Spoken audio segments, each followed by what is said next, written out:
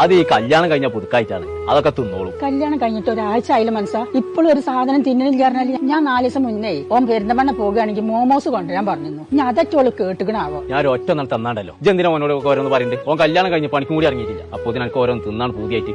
കഞ്ഞും ചോറും കുടിച്ചാൽ പോലെ പനിക്ക്. ചെറുക്കം വരുന്നുണ്ട്. ഞാൻ ഓനോട് ഇതിന്റെ കൂട്ടൊന്നും പറയണ്ട. അതെന്റെ മട്ടം പോലെ ഞാൻ ചോദിച്ചാൽ മനസ്സിലായിക്കോളാം. പനൊട്ടി ഇവിടെ നിന്ന് വന്നാ എന്താ അത്? എന്ത്? അതൊന്നുമില്ല. എന്താ എന്റെ മടക്കി കുത്തില്? അതൊന്ന് കാട്ടിക്ക. എന്താപ്പത്? ബ്രോസ്റ്റ് ആണല്ലോ. എന്റെ പെണ്ണുങ്ങൾക്ക് കൊടുക്കുന്ന ഈ കാരല്ലേ? എടാ എന്റെ അമ്മ ഒരു 4 ദിവസം മുന്നേ എന്നോട് പെരിന്തൽമണ്ണ അങ്ങാടിക്ക് പോവുകയാണെങ്കിൽ മോമോസ് എന്തോ കൊണ്ടാൻ പറഞ്ഞില്ലേ?